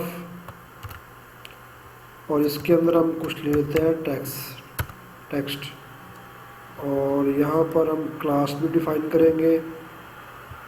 बल्कि रहने दें पी। अच्छा, यहाँ पर टेक्स्ट शैडो की प्रॉपर्टी यूज़ होगी, और यहाँ पर हम डिफाइन कर देंगे कितना हमें शैडो चाहिए, 5 पिक्सल्स और 5 पिक्सल्स। उसके बाद ब्लर कितना करना है वो हम दे देते हैं 10 पिक्सल्स, और फिर कलर कौन सा देना है वो दे देते हैं। सेव किया और ब्राउज़र पर जाकर रिफ़्रेश करें तो ये देखें हमारे पास कितना प्यारा सा क्यूट सा जो टेक्स्ट है वो डिस्प्ले हो रहा है शैडो के साथ। इस तरह आप चेंजेस कर सकते हैं। इसको किया और ये देखिए 0, ठीक है। अगर इसकी वैल्यू कर दूँ कम, 2 कर देता हूँ, तो ये कुछ इस तरह से मंजर पेश कर रहा है। इस तरह आप खुद से इसकी फॉर्मेटिंग जो है मज़ीद डिफ़ाइन करके खुद से ट्राई कर सकते हैं। अच्छा, बॉक्स शैडो। तो बॉक्स शैडो के लिए हमें एक बॉक्स बनाना पड़ेगा। तो जी मैंने यहाँ पर डिव एलिमेंट लिया है और इसके अंदर मैं यही वाला जो पैराग्राफ है हमारा, इसको मैं कॉपी करके पेस्ट कर लेता हूँ। कॉपी किया और यहाँ पे कर दिया इसको पेस्ट। अच्छा, अब ज़रा इसको जो है ना वो मैं रिमूव कर दूँ तो बेहतर होगा। अच्छा, यहाँ पर अब हम देने जा रहे हैं जी डिव को, और यहाँ पर हम डिफाइन करेंगे बॉक्स शैडो, ठीक है। अब ज़रा हम इसको रिफ़्रेश करें ब्राउज़र पे, ये देखिए ये हमारे पास इस तरह से कुछ डिस्प्ले हो रहा है टेक्स्ट, ठीक है। अब ये हमारा बॉक्स है, उसके अंदर टेक्स्ट है और टेक्स्ट के जो आउटर साइड पे जो है वो शैडो है। अच्छा, अब आप यहाँ पर चेंज भी कर सकते हैं। इसको कर दें 5 और यहाँ पर भी डिफाइन कर दें आप 5। यहाँ पर इसका जो टेक्स्ट है वो जो कलर है वो कर देते हैं ग्रे, ठीक है जी। अब यहाँ पर ये देखें जी हमारे पास कितनी प्यारी सी जो है ना एक डिव क्रिएट हो गई है। अब ज़रा थोड़ी सी मैं अगर इसके अंदर पैडिंग दे दूँ तो ये मज़ीद जो है वो गुड लुकिंग हो जाएगी। इसको पैडिंग दे देता हूँ 40 पिक्सल्स। अच्छा, ज़्यादा होगी, थोड़ी कम कर लेते हैं। ये देखिए टेक्स्ट भी जो है वो अच्छी तरह मेंटेन हो गया और बैकग्राउंड पे आपको शैडो भी नज़र आ रहा है। इसी तरह आप किसी भी चीज़ का इमेज है, टेक्स्ट है, जो भी है, कोई फील्ड है, उसका आप शैडो क्रिएट कर सकते हैं, ठीक है। ड्रॉपर मेन्यू यूज़ कर रहे हैं, उसकी जो कर्सर लाने से जो ब्लॉक शो हो रहा है उसका भी आप शैडो क्रिएट कर सकते हैं। हर चीज़ का शैडो आप क्रिएट कर सकते हैं। अच्छा, उसके बाद अब जी हम नेक्स्ट मूव करते हैं। उसके बाद हमारे पास ट्रांसफॉर्म प्रॉपर्टी। ट्रांसफॉर्म प्रॉपर्टी क्या करती है कि आपको अलाउ करती है आप अपने कंटेंट को स्क्यू करें, ट्रांसलेट करें, रोटेट करें, स्केल करें, ठीक है। तो मैट्रिक्स बनाएं, ये सारी चीज़ें। सबसे पहले हम बात करते हैं ट्रांसलेट मेथड की। अच्छा, इसी ब्लॉक को यूज़ कर लेते हैं और इसके अंदर मैंने स्टाइलिंग डिफ़ाइन की है। विड्थ हाइट, विड्थ 200 पिक्सल कर दी है और हाइट ऑटो कर दी है। अच्छा, यहाँ पर हम यूज़ करेंगे ट्रांसफॉर्म और उसके अंदर ट्रांसलेट मेथड और कर देंगे राइट टू लेफ़्ट 50 पिक्सल्स और टॉप टू बॉटम 100 पिक्सल्स, ठीक है।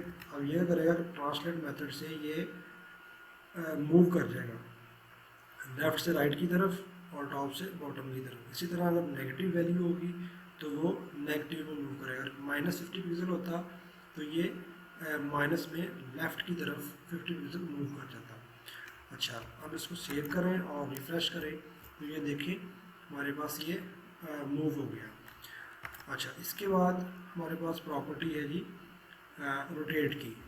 तो रोटेट क्या करता है कि आपके कंटेंट को रोटेट कर देता है, बॉक्स को रोटेट कर देता है। इसकी वैल्यू हम करते हैं डिग्री के अंदर डिफाइन, 50 डिग्री। ये देखें ये रोटेट हो गया। अगर यहाँ पे 100 कर दूँ तो ये रोटेट और हो जाएगा। इसी तरह हम इसको यूज़ कर सकते हैं। इसके बाद हमारे पास scale property, scale method sorry. तो स्केल मेथड के अंदर भी हम एक्स एक्सिस और वाई एक्सिस की वैल्यू डिफाइन करते हैं। तो यहाँ पर कर लेते हैं जी स्केल स्केल और 2 3, ठीक है, ये हो गया स्केल। अगर इसको मैं बढ़ा दूँ तो ये और वाई एक्सिस में स्केल इसका बढ़ जाएगा। इसी तरह अगर मैं इसको बढ़ा दूँ तो ये देखिए ये इसका और वाई एक्सिस में और एक्स एक्सिस में स्केल बढ़ गया। तो ये सारी चीज़ें ये देखिए। उसके बाद ही हमारे पास प्रॉपर्टी है स्क्यू की। पहले हम इसको ज़रा रिफ्रेश कर लें। ये देखिए, ये हमारे पास है जी ओरिजिनल कंटेंट और स्क्यू प्रॉपर्टी अभी मैं डिफाइन करने लगा हूँ। अच्छा जी, तो इसकी भी हम वैल्यू जो है वो डिग्री के अंदर डिफाइन करते हैं। यहाँ पर मैं कर देता हूँ 20 डिग्री, ठीक है जी। तो ये स्क्यू हो गया। अगर मैं इसको यहाँ पर डिफाइन करता हूँ मज़ीद एक्स एक्सिस में करना है तो ये पहले ही एक्स एक्सिस में है, तो वाई कर दूँ तो ये हो गया वाई एक्सिस में। अच्छा, इसके बाद ये हमारे पास है प्रॉपर्टी मेथड मैट्रिक्स। तो मैट्रिक्स के लिए हम यूज़ करेंगे यहाँ पर मैट्रिक्स वर्ड और यहाँ पर वैल्यू डिफाइन करेंगे 1 1 और उसके बाद हम करेंगे 0 कर देते हैं, फिर 0 और फिर 1, ठीक हो गया। अगर हम इसको सेव करें तो यहाँ पर कुछ गलती कर दी है हमने, शायद यहाँ कर देते हैं -0.3, ठीक है जी। तो यहाँ पर कर देते हैं हम 0 0, यहाँ पर 1 करते हैं यहाँ पर, और यहाँ पे करते हैं 0, ये 0। तो ये देखें, ठीक है। अब इसके अंदर मज़ीद आप चेंजेस कर सकते हैं। यहाँ पे मैं कर देता हूँ अगर -10।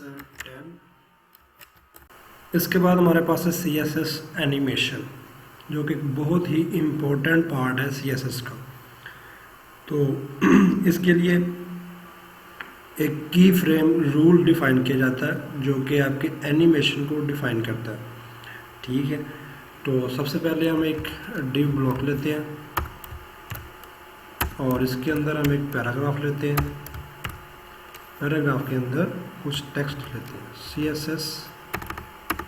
CSS एनिमेशन, ठीक हो गया। अब ज़रा इसको ब्राउज़र पे रिफ्रेश करें तो हमारे पास ये इस तरह डिस्प्ले हो रहा है। इसकी थोड़ी सी स्टाइलिंग कर लेते हैं। पहले यहाँ पर करते हैं जी हमारे पास है डिव और यहाँ पे लेते हैं width 200 pixels, height 100 pixels, पेडिंग 50 pixels, background colour black और कलर वाइट, ठीक है जी। अच्छा, अब हम डिफ़ाइन करने जा रहे हैं एनिमेशन। तो रिफ्रेश कर लें ब्राउज़र पे तो ये हमारे पास कुछ इस तरह से डिस्प्ले हो रहा है।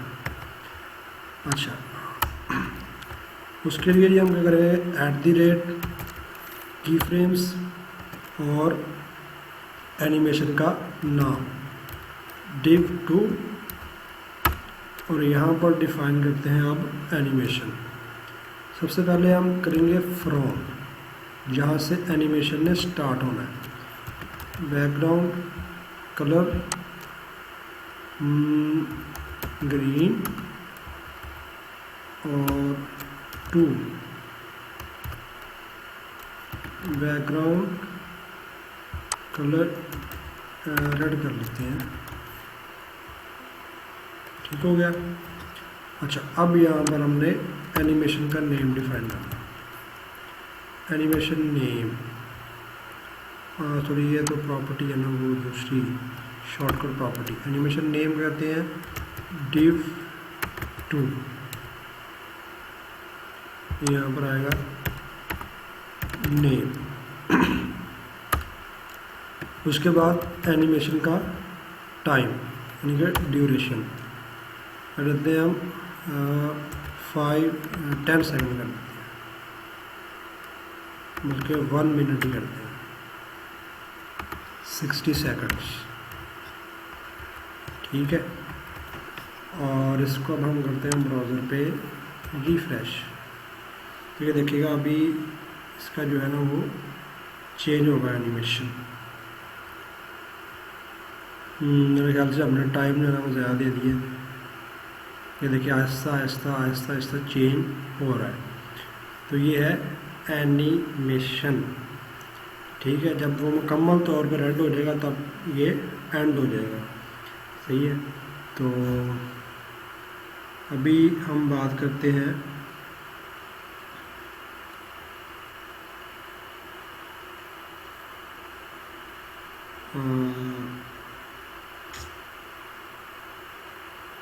एनिमेशन डिले और ड्यूरेशन की तो हमने बात कर ली है, तो डिले के बारे में बात करते हैं। एनिमेशन डिले क्या करता है कि स्पेसिफिक कर देता है, यानी कि एक कुछ टाइम का डिले जो कि एनिमेशन के स्टार्ट होने से पहले का डिले जो है वो डिफाइन करते हैं। यानी कि आप कहते हैं कि 10 मिनट के बाद जो है एनिमेशन हमारा स्टार्ट होना चाहिए, ठीक है, तो उसको कहते हैं डिले।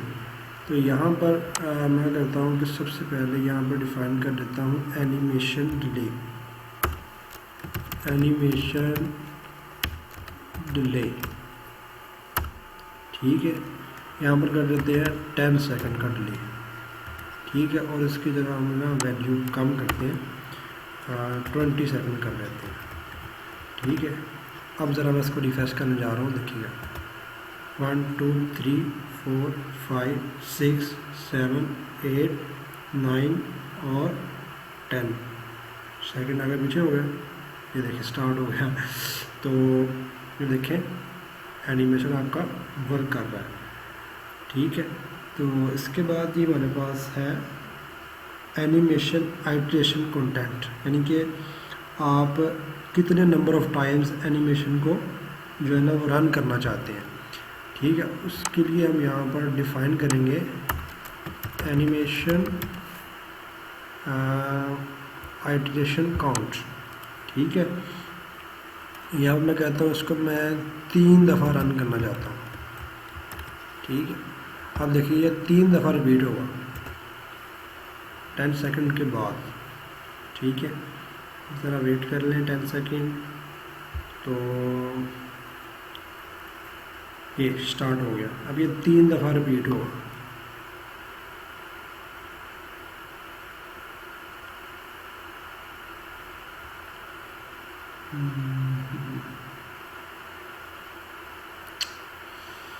एक दफ़ा तो हो गया।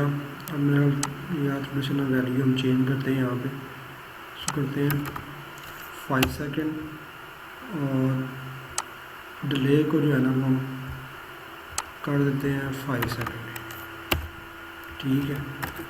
और ये देखें अभी 5 सेकंड के बाद ये रिपीट होगा,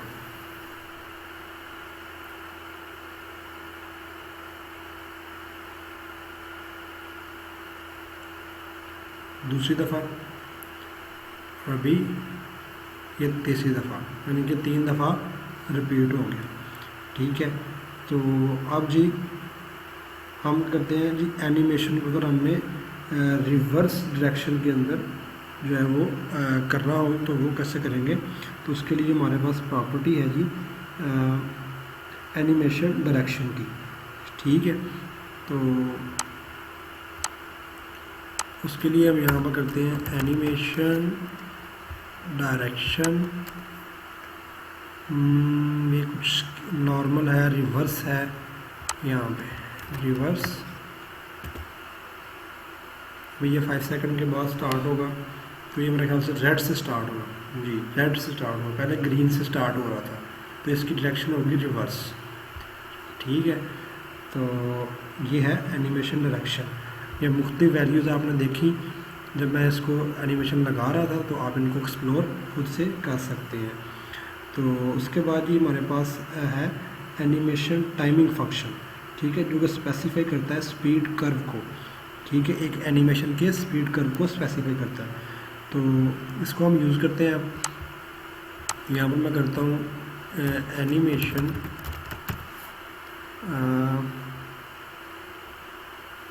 टाइमिंग फंक्शन। ठीक है, ये वैल्यूज़ हैं इसकी, ईज़ है, ईज़ इन है, तो ये देखिए। ठीक है, उसके बाद हमारे पास है CSS फ्लैक्स बॉक्स। तो फ्लैक्स बॉक्स जो है बेसिकली जब आप मुख्तलिफ डिवाइसेस के ऊपर अकोमोडेट कर रहे होते हैं, यानी कि टैब्स के ऊपर चला रहे होते हैं अपना कंटेंट, यानी कि वेबसाइट, PC के ऊपर चला रहे होते हैं, मोबाइल के ऊपर चला रहे होते हैं, तो आपकी जो कंटेंट है आपका उसको फ्लेक्सिबल होना चाहिए। ठीक है, तो फ्लैक्स बॉक्स जो है ये काम करता है कि आपके कंटेंट को फ्लेक्सिबल बनाता है। ठीक है, तो उसके लिए जब आप इसको स्टार्ट करेंगे CSS फ्लेक्स को, तो आपको डिक्लेयर करना होगा कि डिस्प्ले प्रॉपर्टी की वैल्यू फ्लेक्स।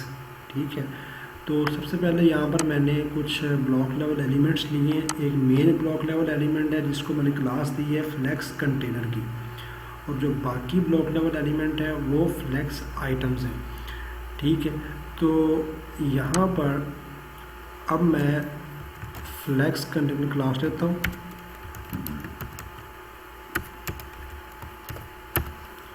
यहाँ पर डॉट। ठीक है, तो यहाँ पर मैं डिक्लेयर कर देता हूँ डिस्प्ले फ्लेक्स। ठीक है, और उसके बाद विड्थ 400 पिक्सल्स, हाइट दे देता हूँ 250 कर लेते हैं, 250 पिक्सल्स। उसके बाद बैकग्राउंड कलर दे देते हैं, कौन सा दे, ठीक हो गया। और अब हम बात करते हैं फ्लेक्स आइटम्स की।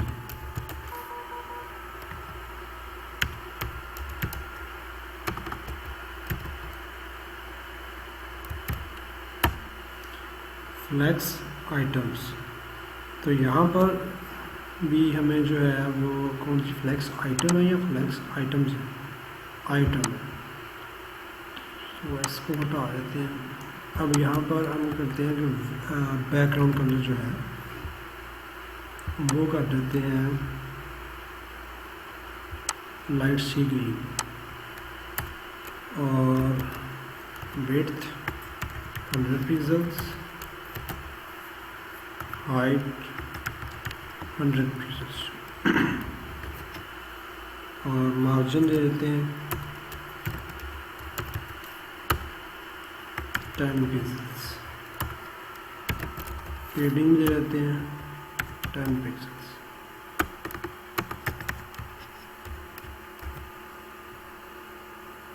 सेव किया और ब्राउज़र पे जाकर हम रिफ़्रेश करें तो ये हमारे पास कुछ इस तरह से डिस्प्ले हो गया। अच्छा जी, अब हमारे पास जो नेक्स्ट है इसकी डायरेक्शन है। डायरेक्शन अगर हम राइट टू लेफ़्ट होती है और लेफ़्ट टू राइट होती है, और टॉप टू बॉटम और बॉटम टू टॉप। डायरेक्शन अगर हम यहाँ पर बॉडी की सेट कर दें right to left, body direction property right to, ये देखिए ज़रा वैल्यू इसकी RTL राइट टू लेफ़्ट, ये मूव कर गया राइट टू लेफ़्ट। अगर यहाँ पर मैं कर देता हूँ टॉप टू, नहीं होगा, लेफ़्ट टू राइट, ये ठीक है जी, डायरेक्शन प्रॉपर्टी। अच्छा, अब जो है हम फ्लेक्स बॉक्स की जो डायरेक्शन है उसको डिफाइन करेंगे। फ्लेक्स डायरेक्शन के लिए हमारे पास प्रॉपर्टी है फ्लेक्स डायरेक्शन, तो ये हम डिफाइन करेंगे फ्लेक्स कंटेनर के अंदर। ठीक है, फ्लेक्स कंटेनर है हमारा ये वाला, तो फ्लेक्स डायरेक्शन। अब ये इसकी वैल्यूज़ हैं, रो रिवर्स है, कॉलम है, कॉलम रिवर्स है। मैं यहाँ पर रो रिवर्स करता हूँ। ठीक है, रो रिवर्स के लिए अब ये देखिए फ्लेक्स आइटम 1 है और फ्लेक्स आइटम 1 और फिर 1। अगर इसकी वैल्यूज़ चेंज कर लें, यहाँ पर 2 कर देते हैं, 2 और 3। अब ज़रा हम इसको रिफ्रेश करते हैं, तो ये देखिए वैल्यू रिवर्स हो गई। पहले एक्स एक्सिस में थी और अब वाई एक्सिस में हो गई, तो कॉलम रिवर्स हमने की है। अच्छा, अगर हम इसको यहाँ पर रो रिवर्स करें तो क्या होता है, ये देखिए 3 2 1, हालांकि इसको 1 2 3 होना चाहिए था। चूँकि हमने रो रिवर्स किया है तो 3 वाले जो आइटम है वो हमारी पहले आ गई है और बाकी बाद में। तो अगर हम इसको, अब ये बाय डिफ़ॉल्ट जो है हमारे पास एक्स एक्सिस में आ रहा है रो की शक्ल में, तो अगर हम यहाँ पे इसको कॉलम सेट कर दें तो हमारे पास ये कॉलम की शक्ल में डिस्प्ले हो जाएगा। सही है, ये हमारी फ्लेक्स आइटम जो है फ्लेक्स डायरेक्शन। अच्छा, उसके बाद हमारे पास है जस्टिफाई कंटेंट प्रॉपर्टी, जो कि स्पेसिफाई करती है कि आपने अपने कंटेंट की अलाइनमेंट कैसे सेट करनी है। फ्लेक्स के स्टार्ट में करनी है, फ्लेक्स के एंड में करनी है, सेंटर में करनी है, या स्पेस बिटवीन या स्पेस अराउंड, तो ये सारी चीज़ें। अच्छा, अब हम इसको बारी बारी जरा ट्राई करते हैं। अच्छा, इसको हम फ़िलहाल हटा देते हैं और यहाँ पर जस्टिफाई कंटेंट। ठीक है, तो जस्टिफाई कंटेंट को सबसे पहले मैं करता हूँ फ्लेक्स स्टार्ट। मेरे ख्याल से बाय डिफ़ॉल्ट फ्लेक्स स्टार्ट में ही होगा। हाँ, स्टार्ट में ही है, इसको एंड में करते हैं।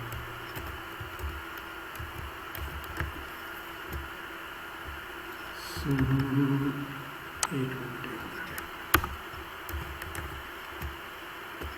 हाँ जी, अब देखिएगा, ज़रा गौर करना है आपने कि जो है ना ये हमारा है फ्लेक्स एंड। ठीक है, अगर यहाँ पर मैं कर दूँ स्टार्ट, देखना ज़रा, ये स्टार्ट में चला गया। जस्टिफाई कंटेंट फ्लेक्स एंड और फ्लेक्स स्टार्ट। थोड़ी सी जो है ना मैं इसकी विड्थ जो है वो बढ़ा देता हूँ ताकि आपको सही से समझ आए। अच्छा, अब मैं करता हूँ फ्लेक्स सेंटर। ठीक है, क्योंकि सेंटर फ्लेक्स सेंटर नहीं, अकेला सेंटर आएगा। यहाँ पर इसको सेव किया, ये देखिए सेंटर के अंदर आइटम्स डिस्प्ले हो गई। और इसके अलावा जी हमारे पास है स्पेस बिटवीन, इसको भी चेक कर लेते हैं। स्पेस बिटवीन, ये आ गई स्पेस। ठीक है, अगर स्पेस अराउंड कर दें तो इसके अराउंड में स्पेस आ जाएगी। ठीक है, अराउंड में आ गई स्पेस। और इसके अलावा एक इवनली,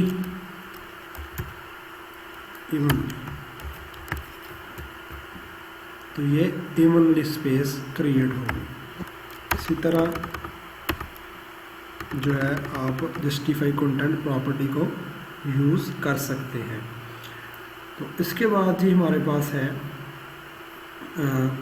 अलाइन आइटम्स प्रॉपर्टी। ये भी कुछ जस्टिफाई कंटेंट जो है ये आप कंटेंट करता है, और जो आइटम अलाइन आइटम्स है आपकी आइटम्स को जो कंटेंट के अंदर यानी कि आपका ब्लॉक लेवल एलिमेंट है और उसके अंदर जो आपकी आइटम्स होंगी उनको वो करेगा। अच्छा, इसके लिए जी आप यूज़ करते हैं align items property, align items, और इसकी वैल्यूज़ आप देख सकते हैं, बेस लाइन है, सेंटर है, फ्लेक्स एंड है, फ्लेक्स स्टार्ट है, स्ट्रेच है। तो सबसे पहले जी मैं कर लेता हूँ फ्लेक्स स्ट्रेच कर लेता हूँ, स्ट्रेच। ये है जी हमारी स्ट्रेच प्रॉपर्टी। मेरे ख्याल से कहीं एरर है, बिल्कुल एरर है ये वाला। तो ये देखें जी, अगर यहाँ पर मैं कर दूँ बेस लाइन तो क्या इफेक्ट होता है?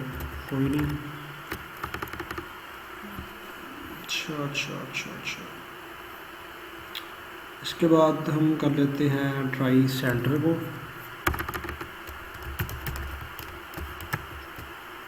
सेंटर में आ गया। इसके बाद कर लेते हैं जी फ्लेक्स के स्टार्ट में, ये स्टार्ट में आ गया।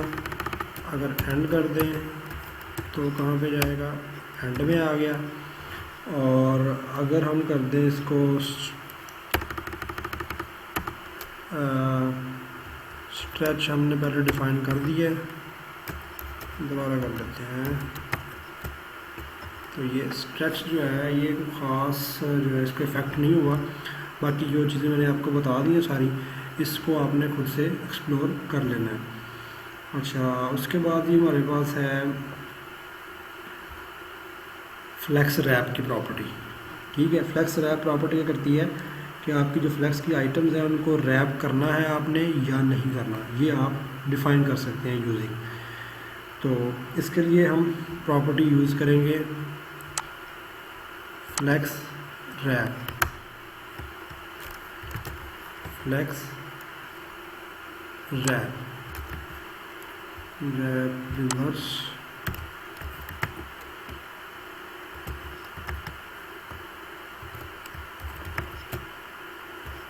ये रिवर्स हो गया। ठीक है, तो अगर इसको हम रैप अकेला करें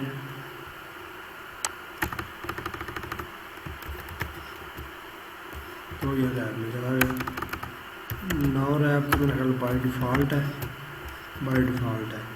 ठीक है, तो ये तीनों वैल्यूज़ हैं इसकी, नाउ रैप, रैप और रैप रिवर्स। उसके बाद ही हमारे पास most important part CSS media queries है, जो कि आपकी वेबसाइट को, वेब एप्लीकेशन को रिस्पॉन्सिव बनाने के लिए इस्तेमाल होता है।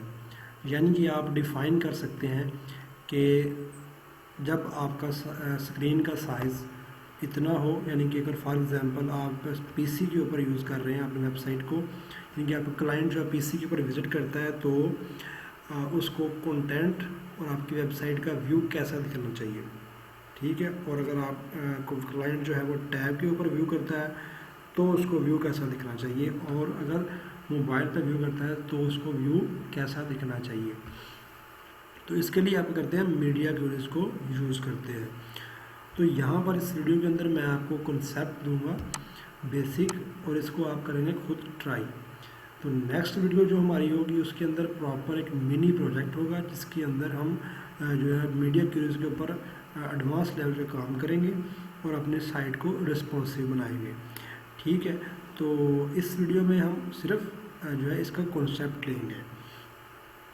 तो जी बेसिकली मीडिया क्यूरीज जो है इसके अंदर जब आप डिफ़ाइन करते हैं तो @मीडिया रूल से स्टार्ट करते हैं। ठीक है, अब इसकी आपने डिफ़ाइन करनी है मीडिया टाइप। ठीक है, उससे पहले आप यहाँ पर मैंने देख लें, अगर मैं इसको रिफ़्रेश कर लूँ तो मेरी स्क्रीन पे अभी कुछ भी डिस्प्ले नहीं हो रहा ब्राउज़र साइड पे। ठीक है, अच्छा, अब यहाँ पर @मीडिया के बाद आपने डिफ़ाइन करनी है मीडिया टाइप्स, कि मीडिया टाइप आप कौन सी यूज़ कर रहे हैं। मीडिया टाइप बेसिकली 4 तरह की है। एक है ऑल, जो कि आपकी तमाम किस्म की जो मीडिया टाइप्स हैं उनको कवर करता है। ठीक है, उसके बाद है जी हमारे पास प्रिंट, जो कि प्रिंटेड डिवाइसेस हैं उनके लिए यूज़ किया जाता है। इसके बाद स्क्रीन, जो कि डिफरेंट स्क्रीन साइज़ को, यानी कि पीसी की स्क्रीन है, टैब की स्क्रीन है, मोबाइल की स्क्रीन है, उसके लिए यूज़ किया जाता है। तो मैं यहाँ पर स्क्रीन ही यूज़ करूँगा, ठीक है। तो उसके बाद आप यूज़ करते हैं एंड और मैक्स विड्थ या मिन विड्थ, ठीक है। अगर मैं करता हूँ मैक्स विड्थ 1000, यहाँ कर देते हैं 1100 पिक्सल्स, ठीक है। और यहाँ पर आपने क्या करना है कि आपने लिखना है जो जिस ब्लॉक को आप देना चाह रहे हैं स्टाइलिंग, उसकी क्लास का नाम और उसकी जो स्टाइलिंग आप अपग्रेड करना चाह रहे हैं वो यहाँ पर आप डिफ़ाइन कर देंगे, ठीक है। तो मेरे पास अभी कोई कंटेंट नहीं है, तो कोई क्लास भी नहीं है, तो मैं सिंपली अपने बॉडी के ऊपर अप्लाई करूँगा। तो बॉडी, और यहाँ पर मैं कह देता हूँ बैकग्राउंड कलर, वो कर दें जनाब ग्रीन येलो, ठीक है। अब ज़रा ब्राउज़र पे आए, ज़रा रिफ़्रेश किया और ये देखिएगा ज़रा, ये चीज़, ये किस में कलर चेंज हो गया जो हमने डिफ़ाइन किया था उसके अंदर। अभी स्क्रीन का साइज़ क्या है 1108, थोड़ा सा अप डाउन हो जाता है, ये एक्सटेंशन मैंने इंस्टॉल की हुई है तो इसमें कम ज़्यादा बताता है ये। अच्छा, अब जी ज़रा इसी को कॉपी करें और आ जाए दूसरे स्क्रीन साइज़ पे,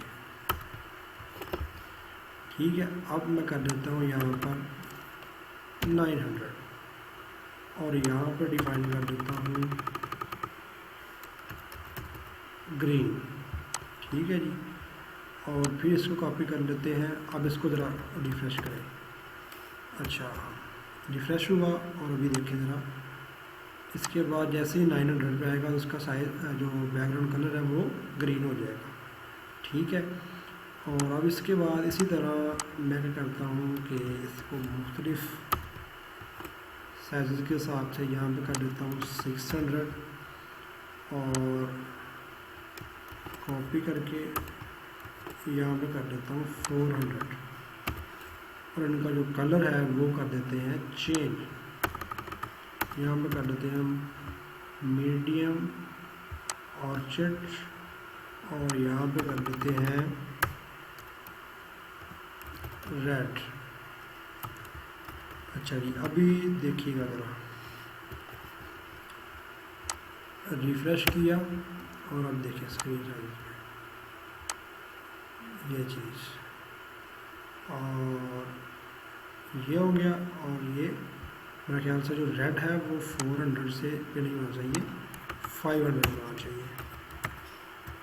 ये देखिए, रेड, मीडियम ऑर्चिड, ग्रीन और उसके बाद ये वाला और ये वाइट बाय डिफ़ॉल्ट वाला, ठीक है। इस तरह जी आप अपने स्क्रीन साइज पे मुख्तलिफ़ किस्म की स्टाइलिंग अप्लाई कर सकते हैं। क्या सिर्फ यही नहीं कि आप यहाँ पर कलर ही डिफ़ाइन करेंगे बैकग्राउंड का, ठीक है। आप यहाँ पर डिफ़ाइन कर सकते हैं कि ये टेक्स्ट है। फॉर एग्ज़ाम्पल यहाँ पे मैं कहता हूँ कि मेरे पास एक टेक्स्ट है पी और लॉरम, ठीक है। अब जी यहाँ पर मैं कहता हूँ कि जो बॉडी है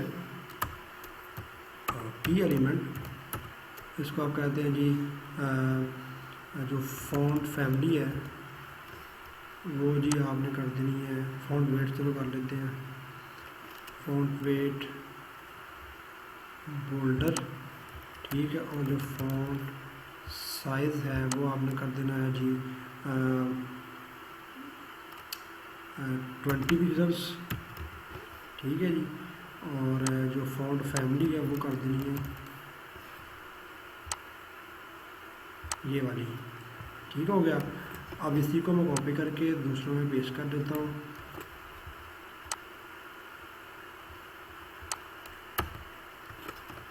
और इसका जो स्टाइल है ये मैं चेंज करता हूँ यहाँ पे, तो फंटेसी कर देते हैं, ठीक है जी। तो इसका जो फ़ॉन्ट साइज़ है वो भी हम इंक्रीज़ कर लेते हैं, 30 पिक्सल कर लेते हैं और इसको हम कर लेते हैं इटालिक। ठीक है, अब आ जाए नेक्स्ट। तो नेक्स्ट के अंदर हम कहते हैं जी इसको चेंज,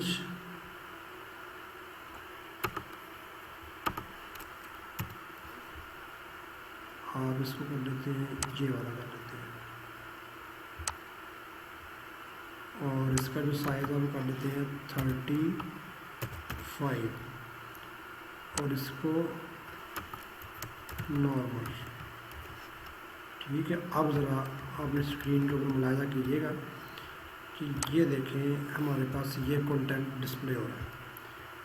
ठीक है, अब ज़रा आइए बैग आइए, ये देखें 1000 के ऊपर।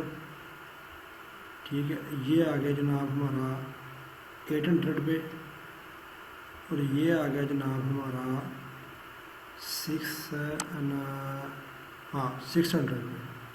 600 पे हमने इसका जो साइज़ है वो थोड़ा सा ज़्यादा डिफाइन किया हुआ, तो इसलिए ये देखें ये ओवर हो रहा है।